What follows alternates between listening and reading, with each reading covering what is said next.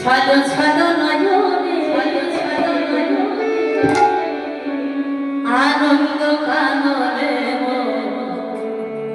ভ্রময় নির্বাণ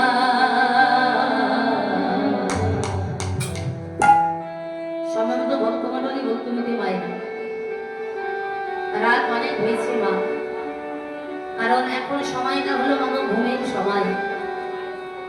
এই ঘুমের সময় যদি কাউকে হরিনাম কৃষ্ণ নাম বলতে বলা হয় বড়ই কষ্ট হবে, কারণ ঘুমের সময় কিছুই ভালো লাগে না। কারণ এই যে সময়টা হলো মাগো এখন 12টা 1টা 1:30টা 2টো বাজতে যায়, ঠিক কি? যাই হোক, তাই আজকের এই তো কয়েকজন মা আমার রয়েছে, কারণ অনেক রাত তো হয়েছে। এখন রাত 10টা 11টা বাজে মানে এখন কীর্তন শোনার মানুষ খুবই কম পাওয়া যায়। কিন্তু সেটা সবাই তো বলছে না বাবা, যে এই দিনটা বারবার তো ফিরে আমরা পাবো না, বৎসরে একদিনই হয়তো পাবো। তবেই যেই পৃথিবীতে থাকতে পারবে তার ভাগ্যে হয়তো দিনটা দেখা যাবে, দেখতে পাবে। কিন্তু যিনি এই পৃথিবীতে থাকতে পারবে না আর কিন্তু তার ভাগ্যে হবে না বাবা।